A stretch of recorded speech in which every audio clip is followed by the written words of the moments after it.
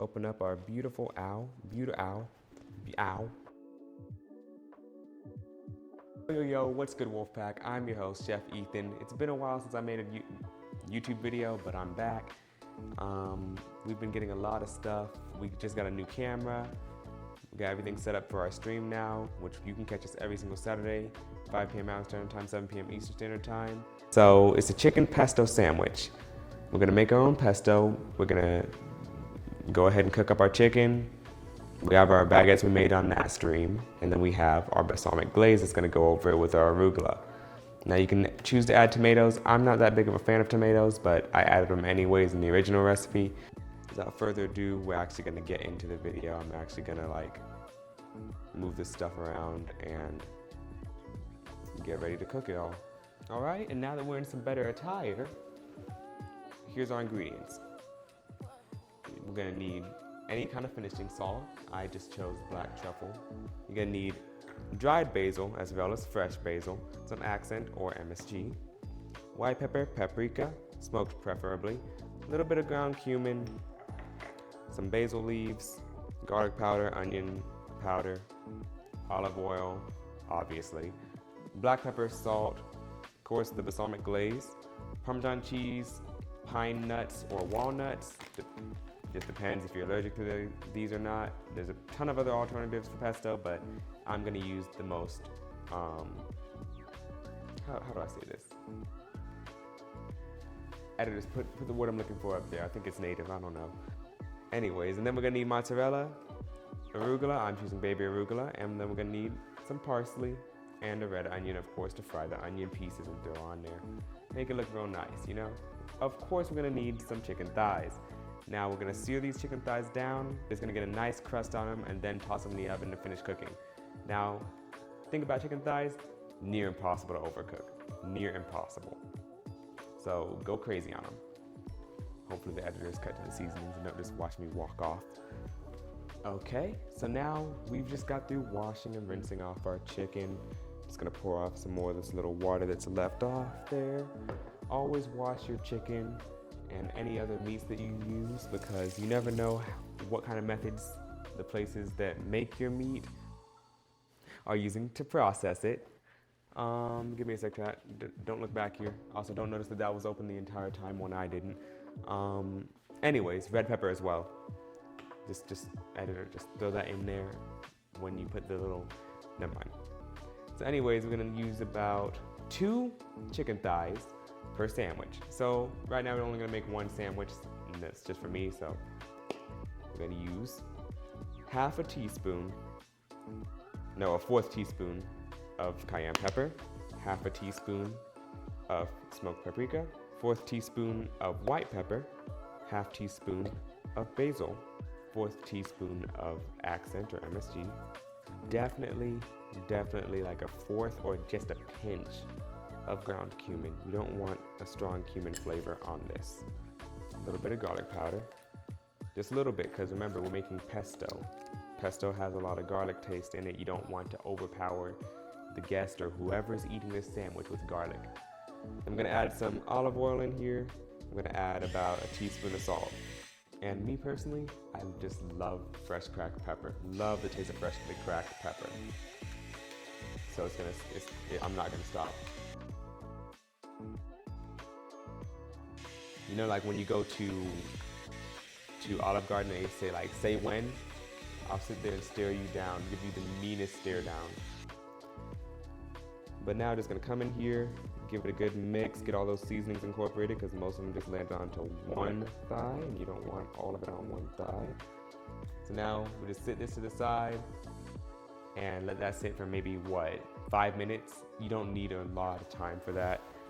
And we're gonna let that sit, get our oil and our pan hot. Okay, ignore the fact that I just poured out an entire bottle of dish soap. But while this sits, we'll go ahead and make our pesto. Now before we even start, can we get a little RIP headphone user advisory down here somewhere? And not over there, where it is? Can you? Okay, so we're gonna start our pesto now. First off, basil.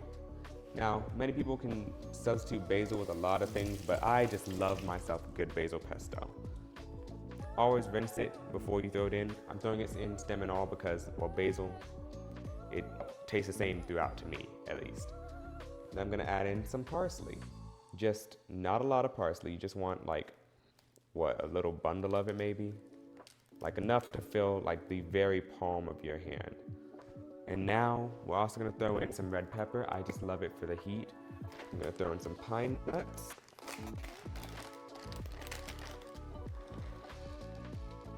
Then some salt to help it grind better.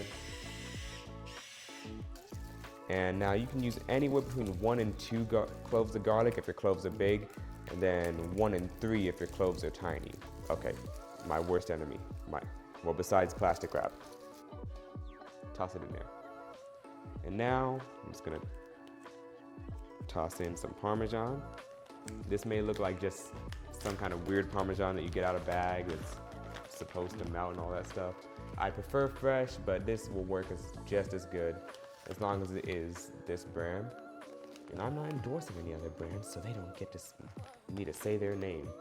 That said, you guys can see what I'm using because I'm not evil. Now, we have this. Now we just need to add a little bit of olive oil to get it going. So now you guys are gonna watch me blend this to oblivion. And back.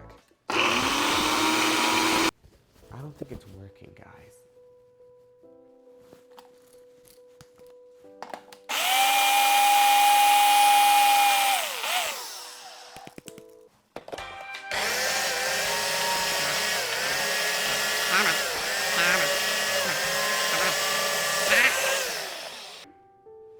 I'm gonna cut the cameras and be right back.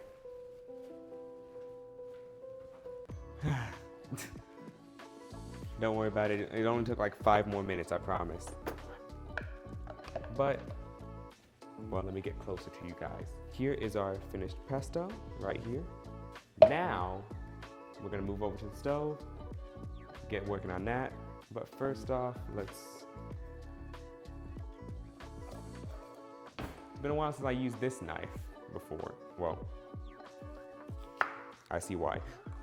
That said, this is a red onion we're cutting. Okay, so now we've cut our little red onion. We're not even gonna use the other half. But what I am gonna do is pull out a little chef's tool, our mystery mouse tool. Our Michelin, damn it. And all I'm gonna do is just come through, get this as thin as humanly possible. Now, we have all this. We're gonna bring this over there, throw it into our wok, get the oil hot enough, and just fry them up. That's it. Okay, guys, okay, so first off, we're gonna have to have the vent fan on, duh. Second of all, we're grabbing up our red onion. We're gonna bring it over. If you don't like your hand smelling like onions, that's too dang bad. Let me stop. Grab out a strainer to the side, stick it in the cast iron pan to the side as well, and we're just gonna fry up these.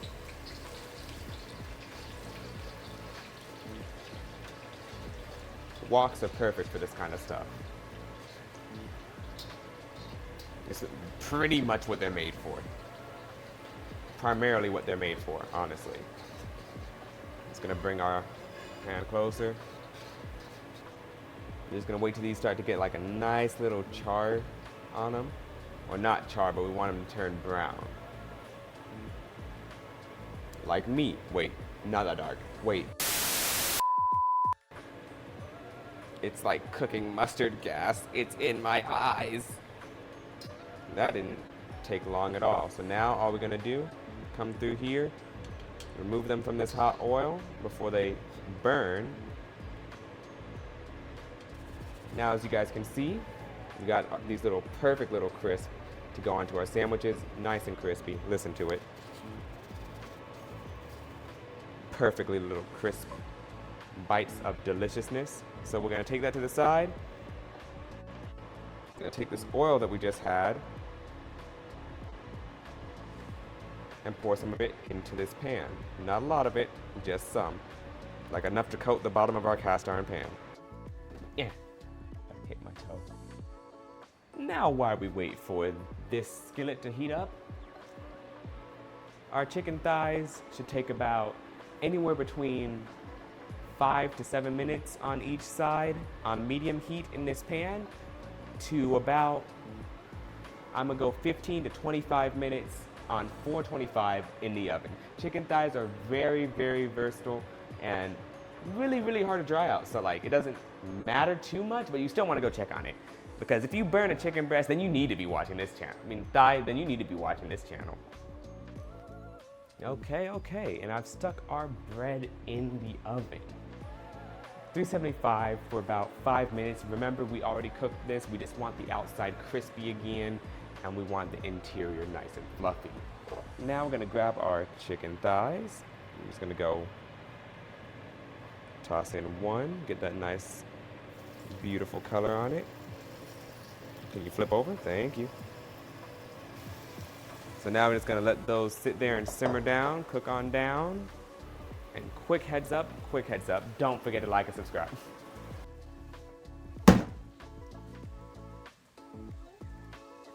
Now the pieces may have seemed to have shrunken. That's because they have, but they'll still be perfect for a one-person sandwich, which is what we're going for. Here's our chicken thighs currently, and they'll be completely done in a bit. And I will cut them up, throw them on a sandwich, and show you guys my plating process of this sandwich. Instead of what I normally do on stream, which is I make it, I don't show you guys the plating process, and then that's the end of the video. Instead, this time, we're gonna do something a little different. And also, I accidentally frickin' cut the camera, so now we have two pieces that we need to piece together now, which sucks. So now, as you guys can see, we have everything to the side, to that side. Just got our bread. Look at that bottom. This is very hot, by the way. Look at the bottom of it. Look at the top of it. Perfect. Beautiful. It's gonna come through. Slicing it. Ow, oh, ow, ow, ooh, ow, ow, ow, ow. And we're just gonna come through. Open up our beautiful beautiful baguette. I'll be confused with another word. And now that we have that to the side, we can grab out, swing our pieces of chicken. Okay.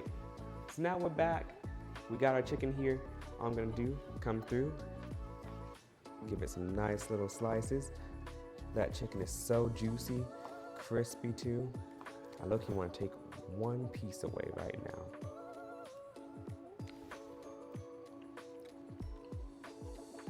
No one's gonna believe you. Anyway, I know someone somewhere around the world watching this video just sneezed right now. We have our chicken. We're just gonna place it onto this. We're gonna bring it back here. So now we have this. We have some nice arugula to the side. Arugula's looking very, very nice. And now we have our onion. Just gonna come through with our onion pieces. And now that we have all that, to our pesto.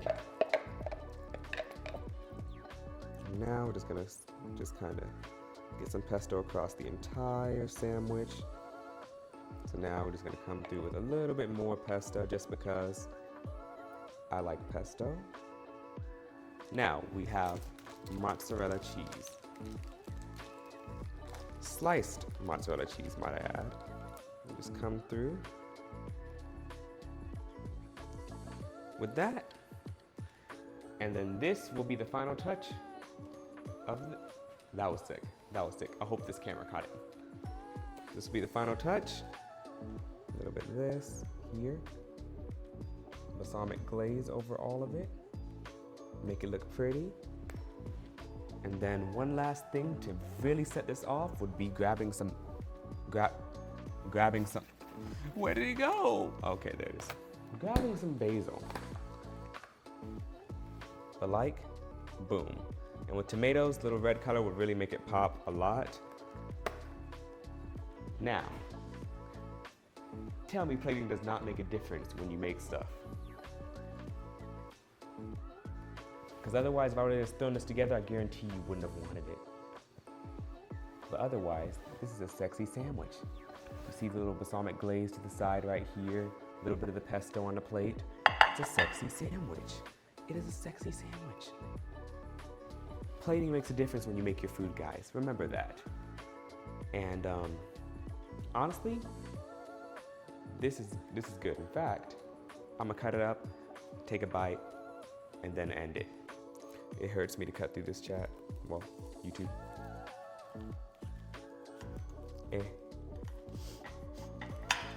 It hurt that I couldn't cut through it.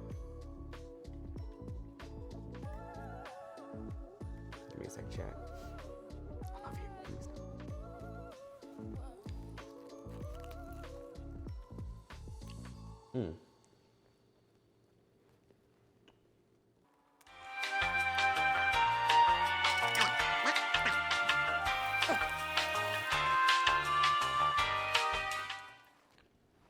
Dinner served.